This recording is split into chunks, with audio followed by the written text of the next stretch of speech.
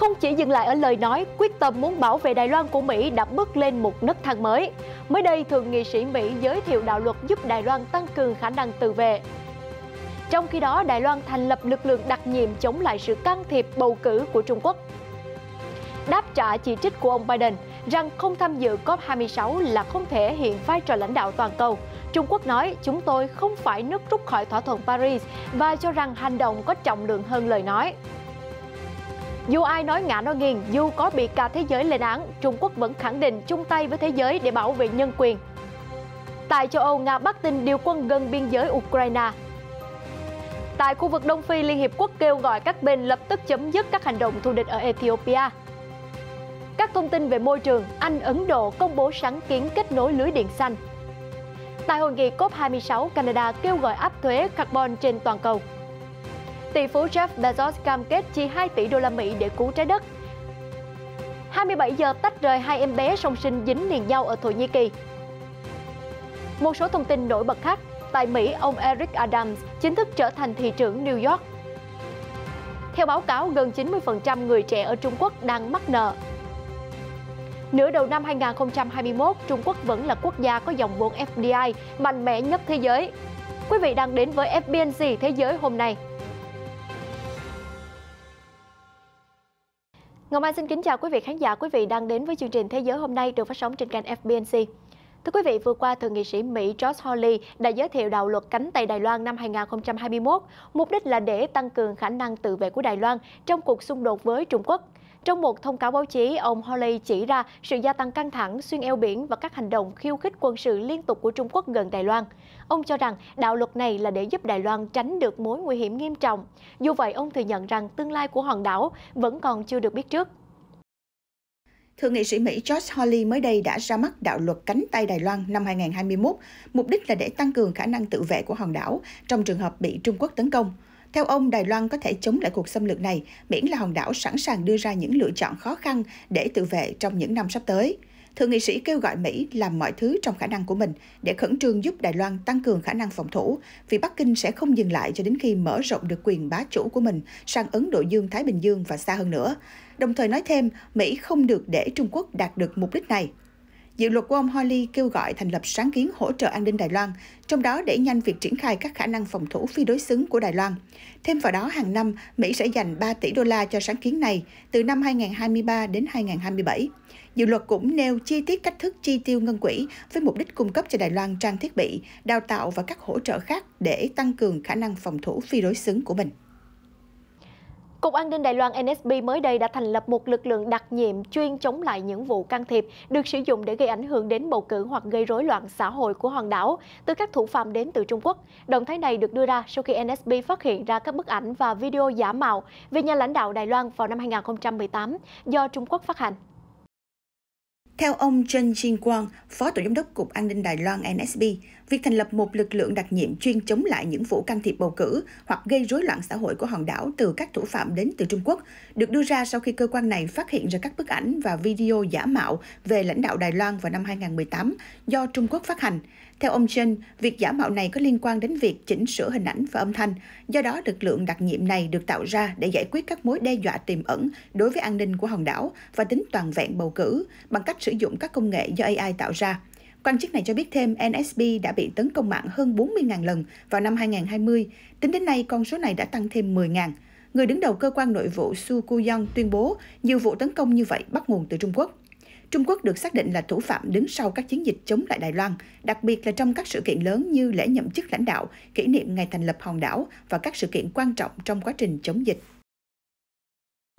Vào ngày 2 tháng 11, Tổng thống Mỹ Joe Biden chỉ trích Chủ tịch Trung Quốc Tập Cận Bình và Tổng thống Nga Vladimir Putin không dự hội nghị COP26 là không thể hiện vai trò lãnh đạo toàn cầu. Mới đây, Trung Quốc đáp trả chỉ trích này, cho rằng hành động có trọng lượng hơn lời nói. Điều thế giới cần để ứng phó với biến đổi khí hậu là hành động cụ thể, thay vì ngôn từ sáo rỗng. Những hành động của Trung Quốc đối với biến đổi khí hậu là thực tế. Bắc Kinh cũng chỉ trích Washington rằng việc Mỹ rút khỏi thỏa thuận Paris về biến đổi khí hậu khi ông Donald Trump làm tổng thống đã gây hại cho quản trị khí hậu toàn cầu và việc triển khai thỏa thuận. Trong bối cảnh Chủ tịch Trung Quốc Tập Cận Bình vừa bị Tổng thống Mỹ Joe Biden chỉ trích vì không tham dự hội nghị khí hậu COP26, người phát ngôn Bộ Ngoại giao Trung Quốc Uông Văn Bân vào ngày 3 tháng 11 tuyên bố trong một cuộc họp báo. Đối mặt với biến đổi khí hậu, điều chúng ta cần là hành động thực tế chứ không phải lời nói suông. Những hành động của Trung Quốc đối với việc chống biến đổi khí hậu là hữu hình. Chúng tôi hy vọng rằng Mỹ có thể thực sự làm đúng trách nhiệm của mình, nhanh chóng đề xuất và thực hiện các chính sách và biện pháp cụ thể để cắt giảm lượng khí thải nhà kính. Trước đó, vào ngày 1 tháng 11, ông Tập đã không trực tiếp tham dự hội nghị COP26 mà chỉ gửi một tuyên bố bằng văn bản cho các nguyên thủ quốc gia. Ông Biden cho rằng sự vắng mặt này là một sai lầm lớn. Các nhà quan sát khí hậu đã bày tỏ lo ngại rằng việc ông Tập vắng mặt tại COP26 đồng nghĩa là Trung Quốc không sẵn sàng nhượng bộ trong vòng đàm phán mới nhất về khí hậu. Mối quan hệ ngoại giao tồi tệ giữa Trung Quốc và Mỹ, hai quốc gia phát thải khí nhà kính nhiều nhất thế giới, đang khiến cho nhiều nhà quan sát quan ngại rằng đây chính là một trong những trở ngại lớn nhất trong vòng đàm phán lần này. Mới đây, người phát ngôn Bộ Ngoại giao Trung Quốc ông Uông Văn Bân cho biết nước này sẵn sàng chung tay với các nước khác để bảo vệ nhân quyền cho tất cả mọi người. Đại diện Bộ Ngoại giao Trung Quốc chỉ ra rằng nhân quyền không phải là bằng sáng chế của một vài nước phương Tây, mà là quyền của người dân ở tất cả các nước. Khóa họp thứ 76 của Đại hội đồng Liên Hiệp Quốc UNGA mới đây đã tổ chức phiên họp toàn thể để xem xét báo cáo của Hội đồng Nhân quyền. Tại Trung Quốc, người phát ngôn Bộ Ngoại giao Uông Văn Bân đã chia sẻ thêm thông tin chi tiết về phiên họp và giải thích vai trò của Trung Quốc tại một cuộc họp báo được tổ chức ở Bắc Kinh. Trung Quốc đã làm việc với nhiều nước tại cuộc họp để cùng phản đối việc chính trị hóa vấn đề nhân quyền, cũng như lợi dụng vấn đề này để can thiệp vào công việc nội bộ của các nước khác. Nhân quyền không phải là bằng sáng chế của một vài nước phương Tây, mà là quyền của người dân ở tất cả các nước. Sau phát biểu này của ông Uông, Venezuela đã thay mặt nhóm những người bạn bảo vệ hiến chương Liên Hiệp Quốc, trong đó có thành viên là Trung Quốc, Nga, Pakistan, Ai Cập, Cuba, Syria, Ấn Độ, Indonesia, Iran, Algeria và các quốc gia khác, đã đưa ra một tuyên bố kêu gọi tôn trọng chủ quyền và toàn vẹn lãnh thổ của các quốc gia thành viên và chấm dứt ngay lập tức việc chính trị hóa và các tiêu chuẩn kép về nhân quyền, đồng thời kêu gọi hội đồng chú ý hơn đến các biện pháp cưỡng chế đơn phương, phân biệt chủng tộc và khủng bố. Theo hãng tin RT của Nga, người phát ngôn Điện Kremlin Dmitry Peskov mới đây cho biết những thông tin cho rằng Moscow đang tăng cường quân đội và thiết bị quân sự ở biên giới với Ukraine là hoàn toàn vô căn cứ và cũng không đáng để Nga đưa ra phản hồi. Trước đó, hôm 1 tháng 11, tờ Politico của Mỹ đã đăng tải một bài báo gây xôn xao dư luận với những hình ảnh vệ tinh cho thấy các thiết bị quân sự của Nga đang tập trung ở thành phố Yelnya, cách biên giới Ukraine khoảng 250 km và gần nước láng giềng Belarus. Trang tin tức này cho hay động thái này diễn ra khi căng thẳng giữa Moscow và phương Tây đang leo thang. Vừa qua, Tổng thư ký Liên Hiệp Quốc Antonio Guterres kêu gọi các bên chấm dứt ngay lập tức các hành động thù địch ở Ethiopia sau khi chính phủ nước này tuyên bố tình trạng khẩn cấp trong bối cảnh lo ngại các lực lượng Mặt trận Giải phóng Nhân dân Tigray TPLF đang tiến về thủ đô. Theo Reuters, Tổng thư ký Liên Hiệp Quốc Antonio Guterres mới đây đã kêu gọi các bên chấm dứt ngay lập tức các hành động thù địch ở Ethiopia, không hạn chế tiếp cận nhân đạo, đồng thời tiến hành đối thoại quốc gia toàn diện để giải quyết cuộc khủng hoảng, tạo nền tảng cho hòa bình và ổn định trên khắp đất nước. Trước đó cùng ngày, Ethiopia đã ban bố tình trạng khẩn cấp sau khi các lực lượng Mặt trận Giải phóng Nhân dân Tigray ở miền Bắc nước này tiếp tục giành quyền kiểm soát nhiều phần lãnh thổ và dự định tiến vào thủ đô Addis Ababa. Lần gần đây nhất, nước này phải ban bố tình trạng khẩn cấp là tháng 2 2018, kéo dài trong 6 tháng trước khi chuyển giao quyền lực cho Thủ tướng Abiy Ahmed. Các lệnh giới nghiêm đã được thực thi và hoạt động đi lại của người dân bị hạn chế. Tại Mỹ, vừa qua, ứng cử viên của đảng Dân Chủ ông Eric Adams đã được bầu làm thị trưởng New York. Ông trở thành thị trưởng New York trong bối cảnh thành phố này đang phải đối mặt với những lo ngại về sự gia tăng của tội phạm bạo lực và sự phục hồi kinh tế sau đại dịch Covid-19. Ông Eric Adams mới đây đã được bầu làm thị trưởng New York. Ông hiện là người đứng đầu quận Brooklyn, một người dẫn chương trình phát thanh và là người sáng lập nhóm phản đối tội phạm có tên gọi Guardian Angels. Đây là lý do mà ông được dự đoán là người chiến thắng ngay sau khi các điểm bầu cử đóng cửa. Ông sẽ trở thành thị trưởng da màu thứ 2 trong lịch sử thành phố New York khi nhậm chức vào tháng 1 năm 2022. Trả lời phỏng vấn báo chí ngày 2 tháng 11, ông cho rằng cần phải gắn kết người dân thành phố New York với nhau, đồng thời cam kết sẽ tập trung đảm bảo an toàn công cộng, mở rộng nền kinh tế và chấm dứt tình trạng bất bình đẳng. Tân thị trưởng New York cũng cam kết hồi sinh đơn vị cảnh sát mặc thường phục bị giải tán trong vài tuần sau khi người đàn ông da màu George Floyd bị một sĩ quan cảnh sát ở thành phố Minneapolis, bang Minnesota sát hại năm 2020. Thị trưởng New York vừa đắc cử cho rằng đơn vị cảnh sát này nên tập trung vào xử lý các loại súng bất hợp pháp. Theo báo cáo mới nhất của Ngân hàng Tài chính Tiêu dùng Trung Quốc và nền tảng dữ liệu DataGo, đồng phát hành, có 86,6% trong số 175 triệu người trẻ ở nước này đang mắc nợ, làm dấy lên lo ngại về thói quen chi tiêu đáng lo ngại nhưng rất phổ biến của thế hệ trẻ Trung Quốc. Theo một báo cáo do Ngân hàng Tài chính Tiêu dùng Trung Quốc và nền tảng dữ liệu DataGo đồng phát hành, có 86,6% trong số 175 triệu người dân Trung Quốc trong độ tuổi từ 18 đến 32 có xu hướng mua trước trả sau, thậm chí là rất sẵn sàng mở ví dù không đủ khả năng chi trả. Theo People's Daily, sự tiện lợi là ưu tiên hàng đầu đối với giới trẻ Trung Quốc, những người sẵn sàng mở hầu bao khủng cho các sản phẩm và dịch vụ tiết kiệm thời gian và sức lao động, thường bao gồm máy giặt giày, máy làm đồ ăn sáng và nồi luộc trứng. Doanh số bán các mặt hàng này đã tăng trong vài năm. Trong mùa mua sắm cao điểm vào tháng 11 năm ngoái, các sản phẩm như vậy đã được tìm kiếm 300.000 lần trên các nền tảng thương mại điện tử, tăng 200% so với năm trước, theo báo cáo. Những người Trung Quốc sinh ra trong thập niên 90 cũng rất thích thú cưng. Số liệu thống kê cho thấy những người tiêu dùng sinh sau năm 1990 đã chiếm 40% tổng chi tiêu liên quan đến vật nuôi trong nước, trong khi số tiền chi tiêu của những người sinh sau năm 1995 đã tăng theo cấp số nhân trong 3 năm liên tiếp. Thưa quý vị, theo số liệu mới nhất từ Tổ chức Hợp tác và Phát triển Kinh tế OECD, trong nửa đầu năm 2021, Trung Quốc vẫn là quốc gia có dòng vốn đầu tư trực tiếp từ nước ngoài FDI đứng đầu trên toàn thế giới, cụ thể là khoảng 177 tỷ đô la Mỹ. Ngoài ra, dòng vốn FDI vào các nước G20 tăng 12%, trong khi dòng vốn FDI của các nước này đầu tư ra nước ngoài cũng tăng 24% so với tháng trước. Dòng vốn FDI toàn cầu đã tăng trở lại lên 870 tỷ đô la Mỹ trong nửa đầu năm nay, cao hơn gấp đôi so với nửa cuối năm 2020 và cao hơn 43% so với mức trước đại dịch vào năm 2019. Dữ liệu cũng cho thấy rằng các thương vụ mua bán và sáp nhập xuyên biên giới đã hoàn thành ở các nền kinh tế phát triển, đã vượt quá mức trước đại dịch trong 6 tháng đầu năm nay. Báo hiệu niềm tin của nhà đầu tư mới đã quay trở lại.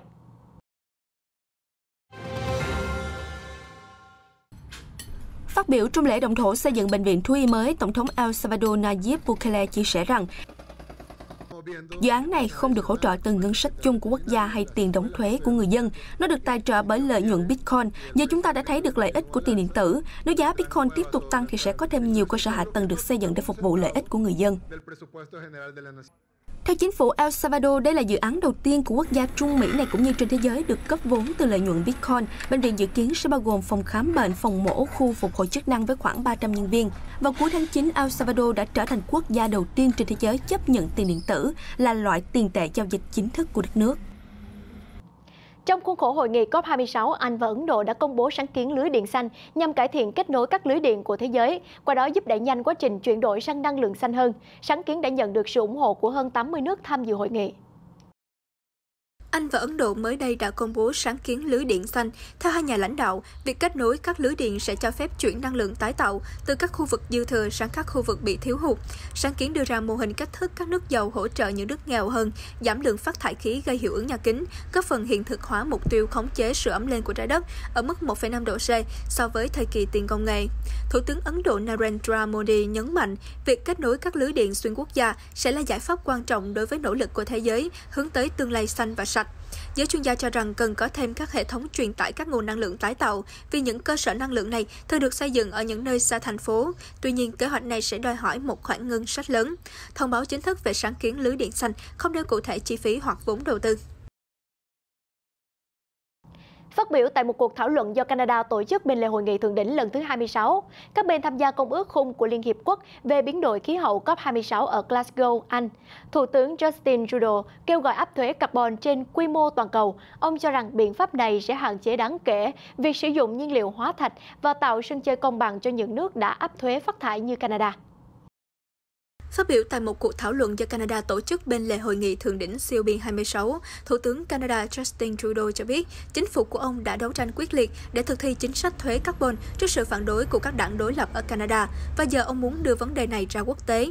Thủ tướng cho biết chế độ thuế carbon liên quan của Canada có thể là một mô hình cho các quốc gia khác đang dự tính triển khai các hành động quyết liệt hơn để chống biến đổi khí hậu. Một luật của Liên bang Canada năm 2018 đã yêu cầu các tỉnh phải áp giá đối với lượng khí thải gây hiệu ứng nhà kính, nhân tố góp phần vào hiện tượng nóng lên của trái đất. Ý tưởng của luật này là mức phí sẽ ngăn cản các doanh nghiệp và người tiêu dùng tạo ra các chất gây ô nhiễm. Các tỉnh tại Canada được tự do phát triển hệ thống định giá của riêng mình, miễn là đáp ứng tiêu chuẩn tối thiểu của liên bang. Canada, quốc gia có diện tích rộng lớn và thời tiết lạnh giá, đồng thời cũng là nước xuất khẩu dầu thô chủ chốt trên thị trường thế giới, đang phải vật lộn để kiểm soát lượng khí thải gây hiệu ứng nhà kính, được cho là nguyên nhân gây ra hiện tượng nóng lên trên toàn cầu. Cho đến nay, chưa đến 20% lượng khí thải toàn cầu phải chịu thuế carbon và Thủ tướng Trudeau hy vọng con số này sẽ tăng gấp 3 lần vào cuối thập kỷ này. Thưa quý vị, vào hôm thứ Ba 2 tháng 11, Bộ trưởng Tài chính Indonesia nói với Reuters rằng nước này có thể loại bỏ dần các nhà máy nhiệt điện than vào năm 2040 nếu nước này nhận được sự giúp đỡ tài chính đầy đủ từ cộng đồng quốc tế. Bộ trưởng Tài chính Indonesia Sri Mulyani Indrawati mới đây nói với Reuters rằng nước này có thể loại bỏ dần các nhà máy nhiệt điện than vào năm 2040 nếu nhận được sự giúp đỡ tài chính đầy đủ từ cộng đồng quốc tế. Đây là quốc gia đông dân thứ tư thế giới và thứ 8 về phát thải khí nhà kính, trong đó than đá chiếm khoảng 65% tổng năng lượng. Đây cũng là nước xuất khẩu than lớn nhất thế giới. Đến thăm thành phố Glasgow để tham dự hội nghị COP26, bà Sri Mulyani Indrawati cho biết Indonesia sẽ sớm công bố các kế hoạch chi tiết để chuyển sang năng lượng sạch hơn, trong đó vấn đề chính là loại bỏ than đá. Trước đó, Indonesia cho biết họ có kế hoạch loại bỏ dần than để sản xuất điện vào năm 2056, như một phần của kế hoạch đạt mức phát thải carbon ròng bằng không vào năm 2060 hoặc sớm hơn. Vừa qua, quỹ trái đất Bezos của tỷ phú Jeff Bezos đã cam kết hỗ trợ 2 tỷ đô la Mỹ để chống lại biến đổi khí hậu thông qua khôi phục cảnh quan và chuyển đổi các hệ thống nông nghiệp. Quỹ trái đất Bezos là nỗ lực từ thiện lớn nhất của vị tỷ phú này cho đến nay, mặc dù trước đó ông đã bị chỉ trích vì số tiền quyên góp cho tổ chức từ thiện ít hơn so với các tỷ phú khác. Tỷ phú Jeff Bezos mới đây cho biết trong một tuyên bố rằng quỹ trái đất Bezos của ông đã cam kết hỗ trợ 2 tỷ đô la Mỹ để chống lại biến đổi khí hậu. Cam kết này nhằm bảo tồn những gì đang có, khôi phục những gì đã mất và phát triển những gì cần có trong sự hài hòa với thiên nhiên. Khoản cam kết này là một phần trong số 10 tỷ đô la Mỹ mà người sáng lập Amazon đã cam kết sẽ chi vào năm 2030 trong nỗ lực chống lại biến đổi khí hậu.